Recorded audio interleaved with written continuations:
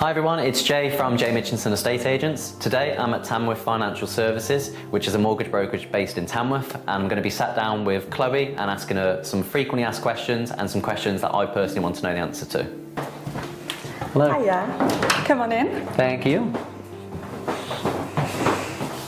Question number one is, how can someone better their chances before applying for a mortgage? I think the best thing to do first of all is speak to a mortgage broker. Have a look at what you can afford, but also what you want to repay back every month. Yep. Have a look at your credit file, definitely. See what income you've got coming in, what expenditure you've got, and what's on your credit file as well, to see where you can best place that. Question number two is about credit scores. If someone has a bad credit score, are they still able to get a mortgage? Yeah, absolutely. So it's a beauty to speak to a broker as well. We've got access to loads of different lenders. So depending what's on your credit file, lenders cater for different needs. So it's just important to have a look first at what's on your credit file, and then see where it's best to place it.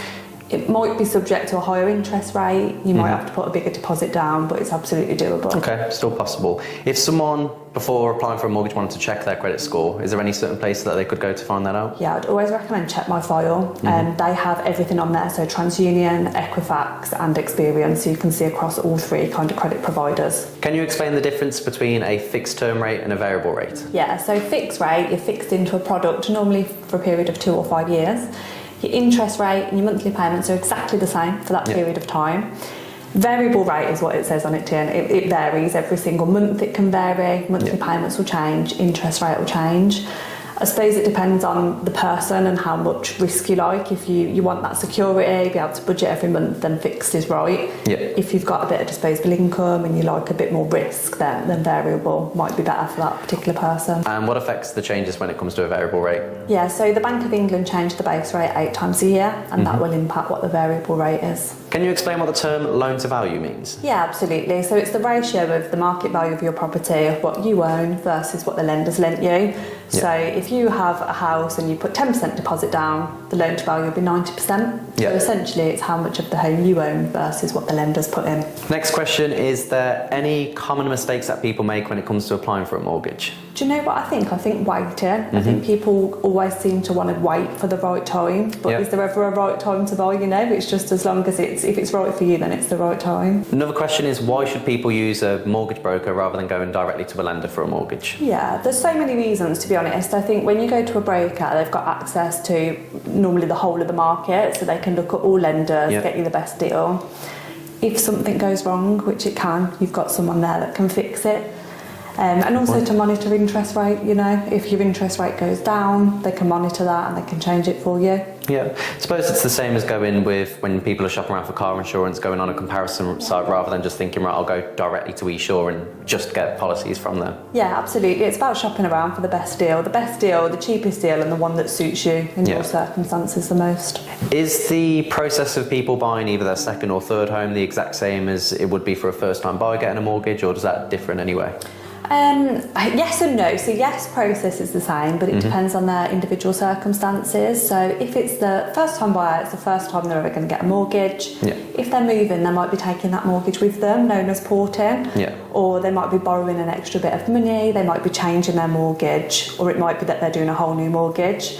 Process-wise, exactly the same. It's just there's some differences there. So next question, is there any incentives or any schemes that are out there for not just first-time buyers, but anyone that's going to be applying for a mortgage? Yeah, and it really does depend on your circumstances. So new builds, green homes, so anyone with an A or a B EPC certificate, there's always deals for them, normally offering cash back.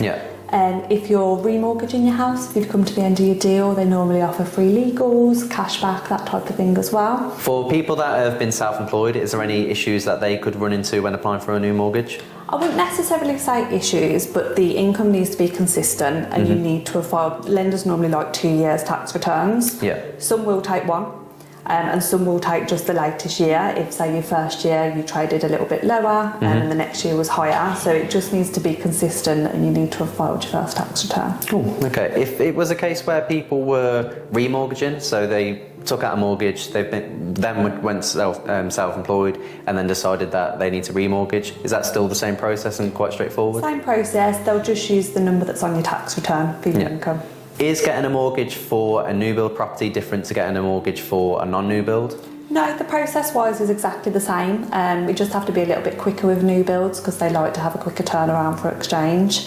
And also with new builds, knowing kind of who to go to, because if that new build is delayed, you want a lender that's looking to extend the offer or offer a longer mortgage offer. Is there any specialist lenders when it comes to just new build properties, or is it your run-of-the-mill sort of like Barclays, Halifax and... Yeah, not particularly specialist lenders, but some lenders do offer better deals and better products if you buy a new build, so cash incentives, things like that. Once someone has submitted their application for a mortgage and it's all been approved, if they then have a change in circumstance, so whether they lose their job or they get a pay cut, anything like that, does that have a knock-on effect to the mortgage that they've already been approved for? Yeah, absolutely. So at point of application, we'll always ask, is there going to be any future changes you're aware of? Yeah. And if there's something they're not aware of, but then it happens later down the line, it's best for them to reach out to if they've got a broker or the lender direct, just to discuss those circumstances. If people can, should they be overpaying for their mortgage? And can you actually explain a little bit about what overpaying for a mortgage actually means? Yeah, absolutely. So your interest on your mortgage is calculated daily. Yeah. So if you can overpay on your mortgage, it's going to skip the interest and go straight off your capital. Okay. So by doing that, you're going to reduce naturally the term, which means you'll pay less interest. Yeah. What I will say is only overpay if you can afford to. Yeah. If you can't afford to, don't stretch yourself to do it. You know, you've done your mortgage based on what you can afford. But if you can afford to overpay, then it's definitely a good idea too. So I get asked this question all the time from potential buyers.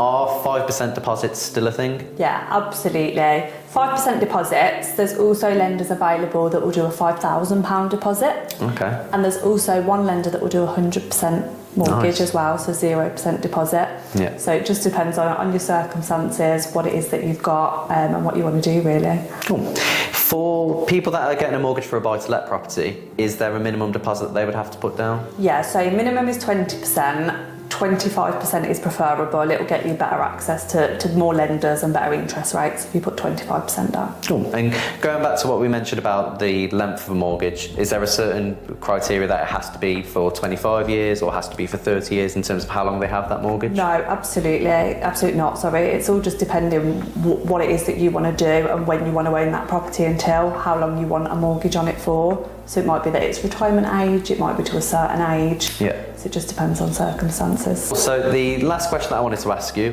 knowing what you know about mortgages and how they work, if you was a first-time buyer today looking to buy a property in the next few months, is there any tips that you can give of things to avoid or things that you would do if you were looking to start the process? I think definitely speak to a mortgage broker to see what your options are. I think people get caught up in looking online at different mortgage interest rates, different deals. When you speak to a broker, you can have a look at what you can afford, what your monthly payments are going to look like, and they can explain the difference between products. So some products you will be able to have a better interest rate, but you'd have to pay a product fee.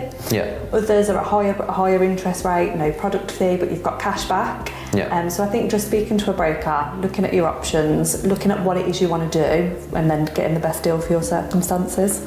Well, Chloe, thank you so much for your time today. I feel like I've actually learned a lot from being sat here as well, so I really appreciate your time. Thank you. So there we have it. That was some frequently asked questions that I get asked as an estate agent about mortgages. Hopefully this video helped you, but as always, if you've got any further questions, feel free to reach me on 07723 979 379.